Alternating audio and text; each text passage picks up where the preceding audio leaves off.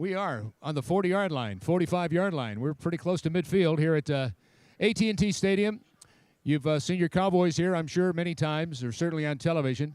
But we're delighted to be here this morning because we've got not just Cowboys, but we've got all kinds of sports heroes of sorts representing our sports heroes, our incredible franchises here in the Dallas-Fort Worth area.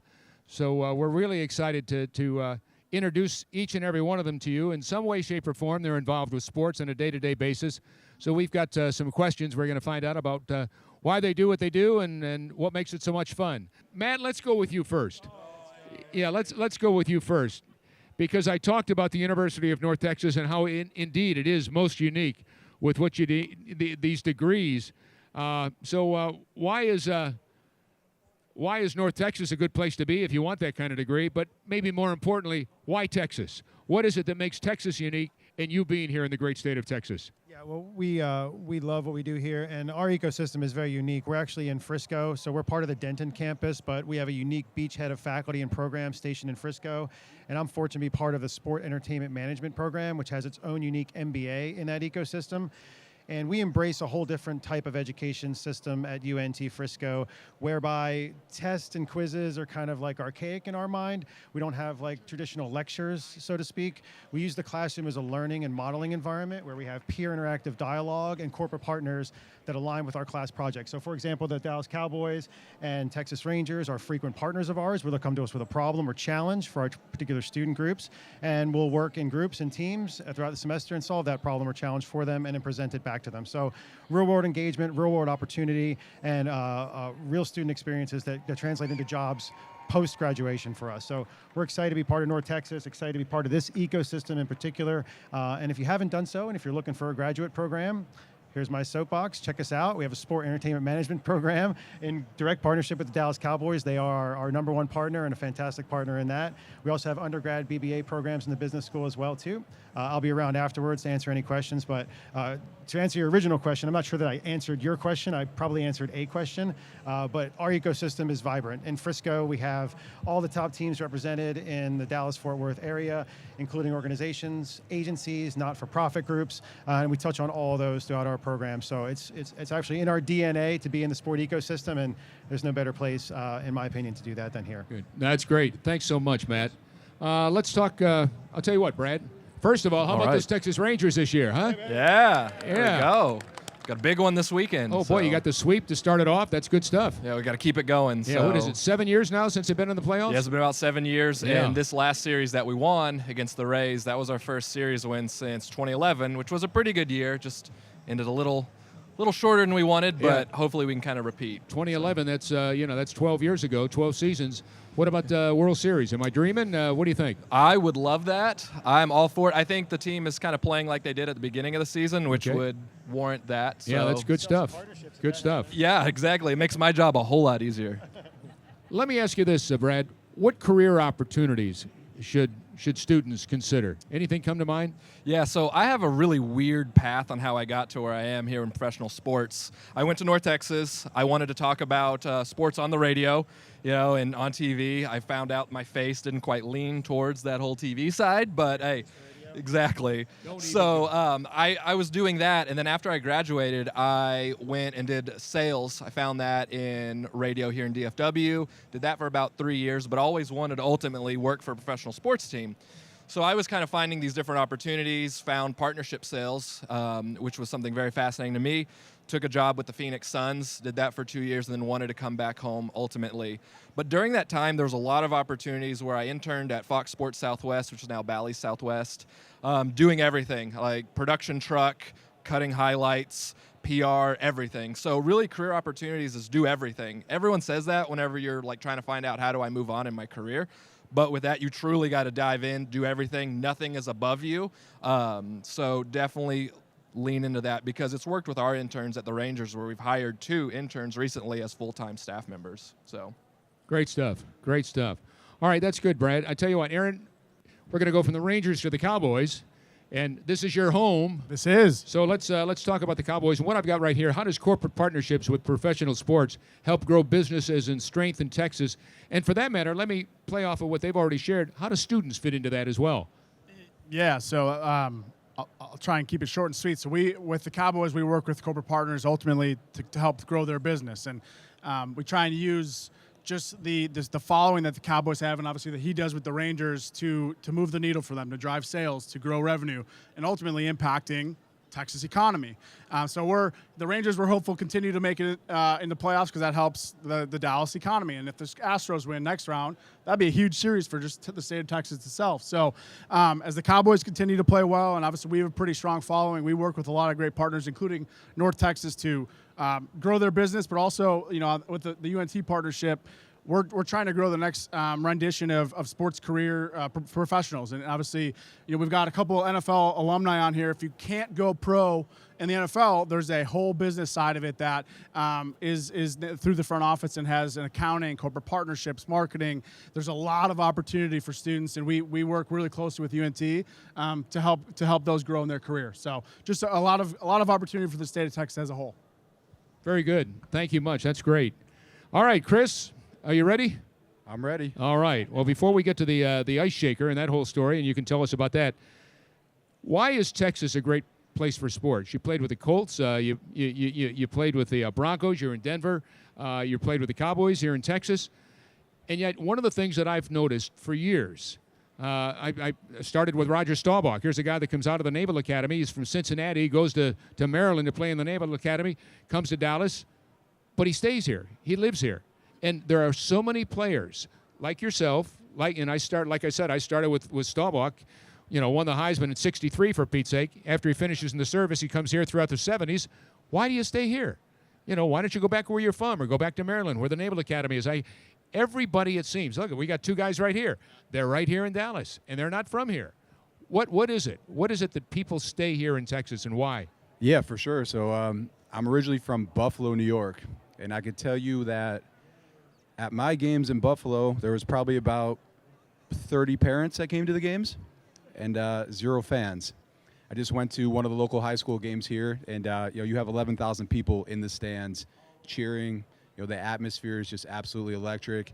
Everyone's here to support the teams and really do it the right way. So completely different experience from what I had growing up. Even just getting kids out there to play was tough.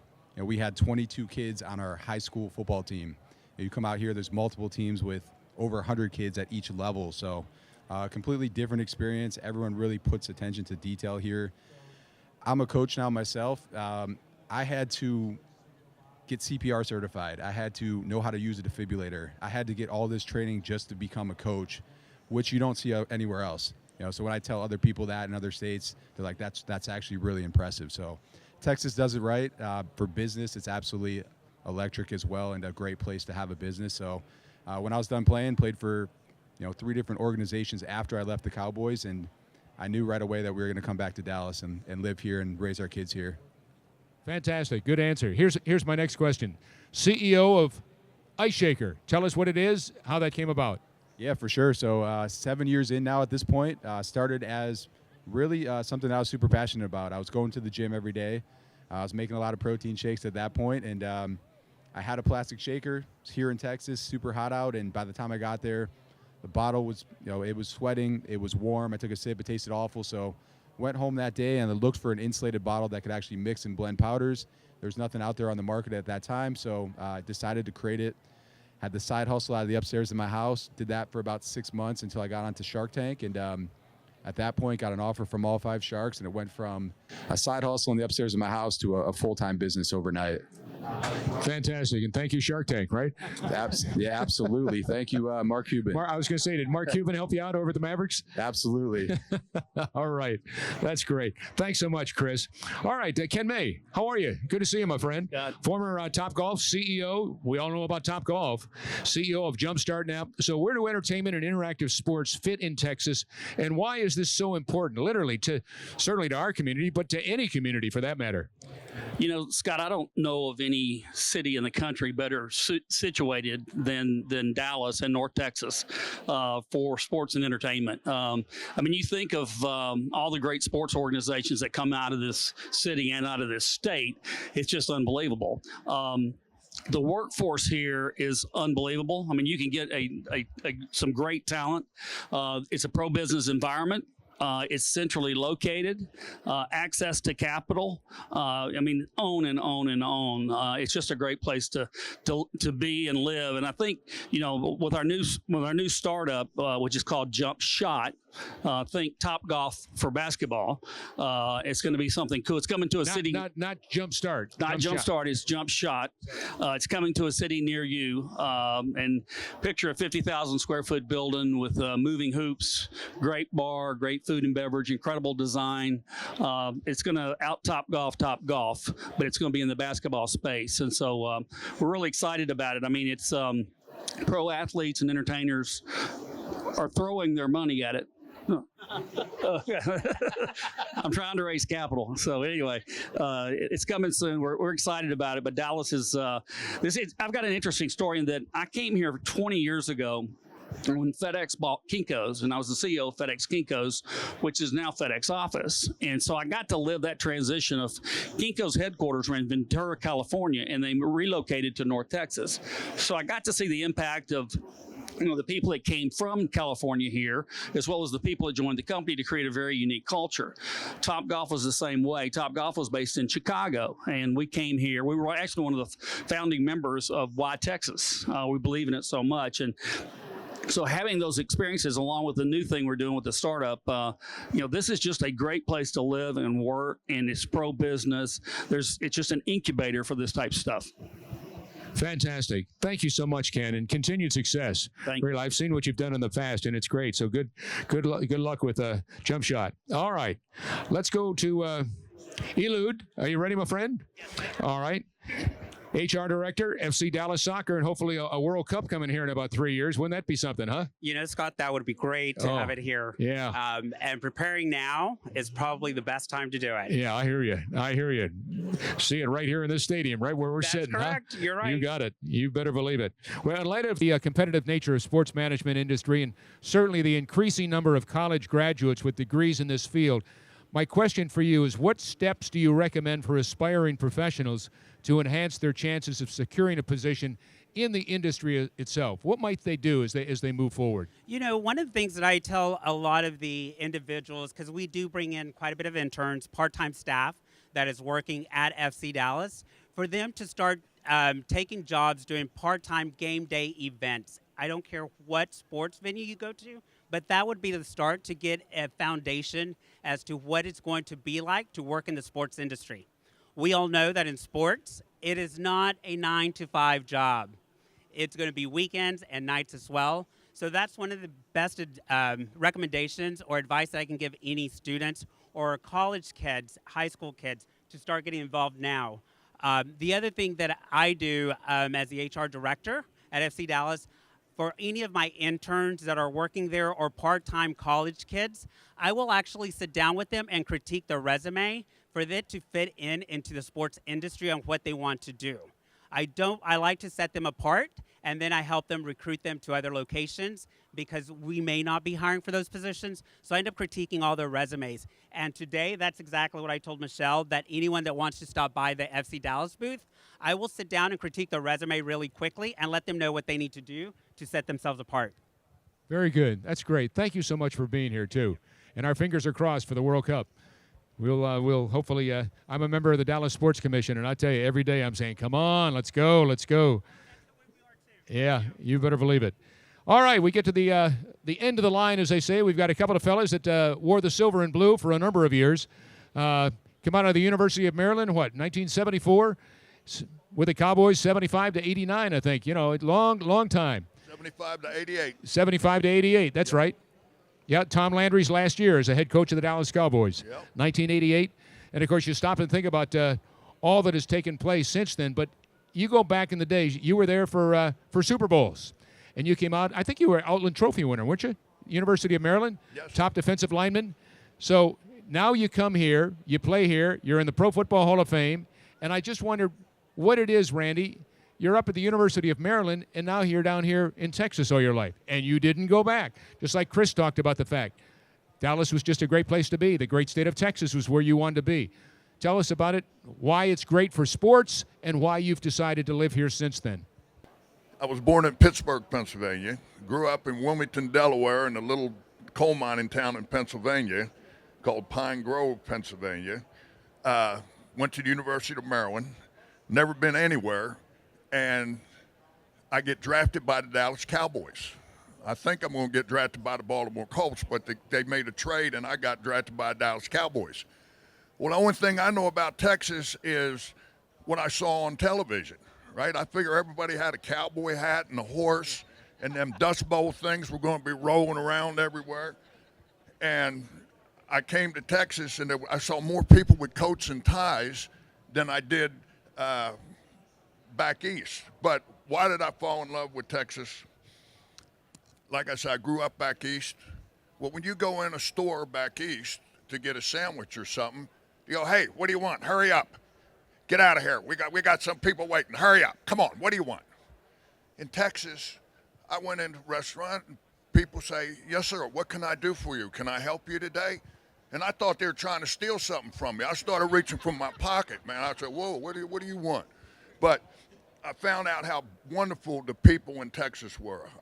That's why I stayed in Texas. And they had a great fishing in East Texas. When I discovered East Texas, I was at home.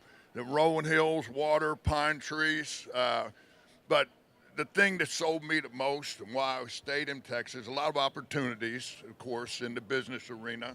And I like the people and still do to this day and love Texas and claim it as my home. Well, I tell you what, Randy, they love you just as much to this day, and really appreciate all that you meant to the Cowboys back in the 70s and the 80s. So thank you for sticking around. Thank you much for sticking around. We're really glad that you're still here. Well, I hope I get to stay here for a little while longer. Well, so do we. So do we. And seated next to Randy is a former teammate. Timmy joined you come out of North Carolina. You were born in North Carolina. And was it 1980, 81? 1980. 1980. And Timmy was with the Cowboys through the 80s. And I tell you what, I was always amazed at the great running backs. You know, Tony Dorsett, Ron Springs, Timmy Newsome, that just always had such great running backs. And yet you, from North Carolina, what do? You go to school down there. You're born down there. Where do you end up? Dallas, Texas. What is it about the great state of Texas, like I asked Randy and Chris? Why this after you're finished with your career? Why not go back home or where you went to school or whatever? Well, when I came to Dallas in 1980, my intentions was to play for the Cowboys and go back to Winston-Salem, which is where I went to college, and start finding a job. And the late Gil Brandt convinced me that it was in my best interest to stay in Dallas and work out. And he says, oh, by the way, I'm going to find you a technology job. And so he found me a technology job, and I went to work. I would work from 8 a.m. in the morning until 3 o'clock in the afternoon. And 3 o'clock, I would go to the facility on Forest Lane, which is much, much smaller than this place. And so I did that for 10 years. And so once I retired, I said, well, why would I want to move and go back to North Carolina when I've established the relationships here? And so that's the reason why I ended up staying all these years, and I've been in business now for over 32 years. And I think it's important to point out that when you talk about being in business 32 years, you're talking about New Tech. He has a business. I asked Timmy, when I saw all that he was doing out in the community and with businesses and what have you, I've got a Scott Murray Scholarship Fund. We give scholarships away to college kids every year. And I asked him, I said, with all that you're doing with things like New Tech and stuff like that, would you be on the board? Because my technology ability is about from here to that speaker over there. It just is non-existent. And he told me all about this incredible business. And that was because the late Gil Brandt, who just passed away earlier this year, got you going in that direction, right?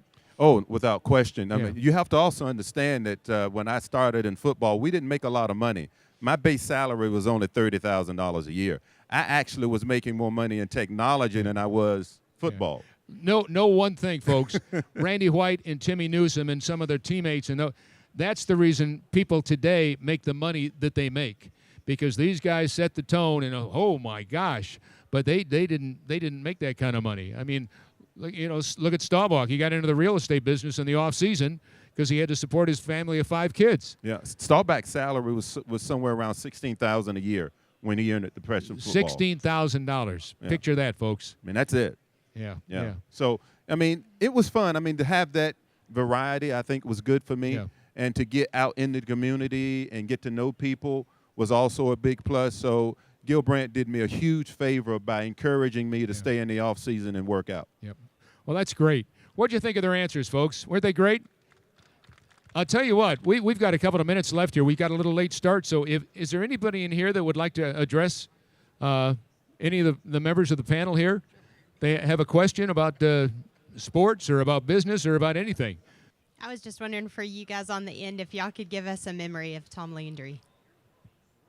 Well, there's a million things about Coach Landry that I could talk about. He was a special person in my life, but he always used to talk about God first, football or family, then football.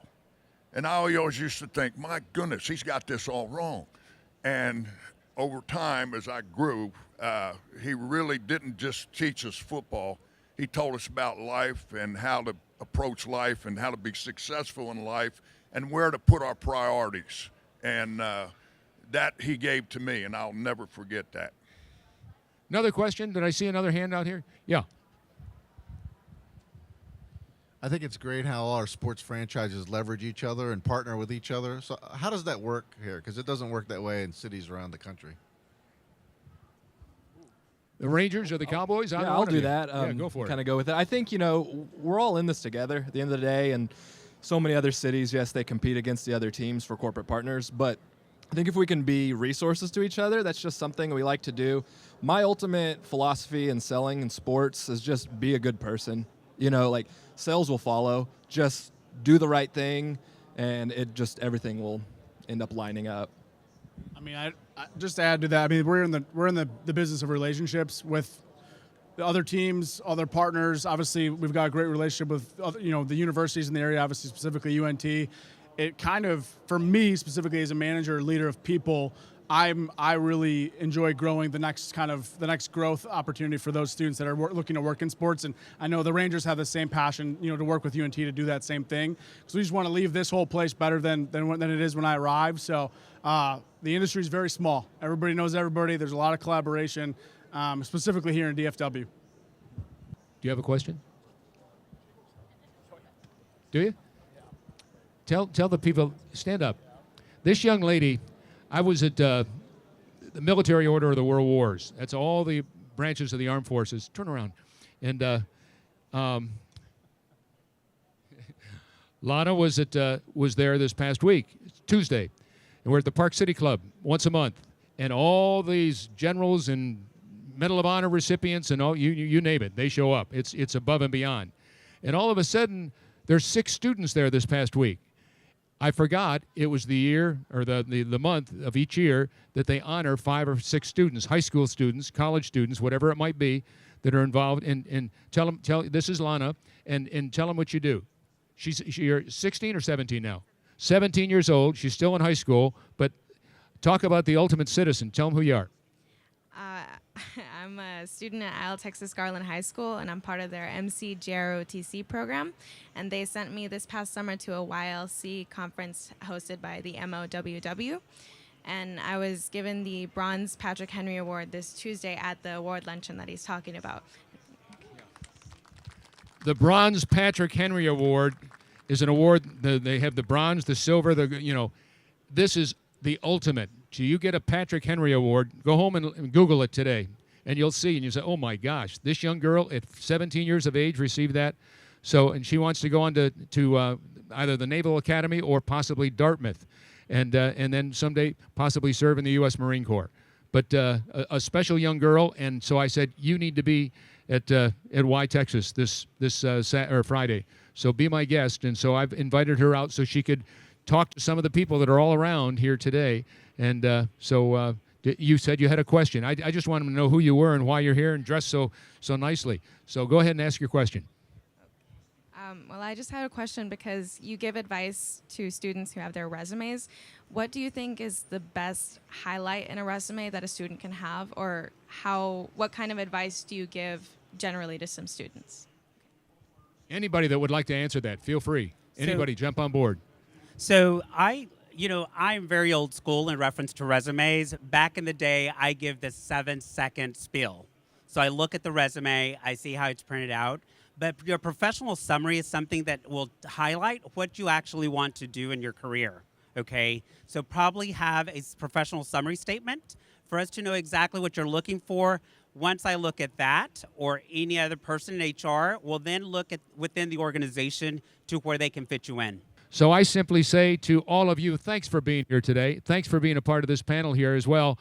And last thing we want to do is thank these iconic individuals for all they continue to do and for being here today. Let's thank them all. Thank you, fellas, very, very much. Continued success. Enjoy the rest of the day, folks. We'll see you, I'm sure, during the day. Thanks again for being here.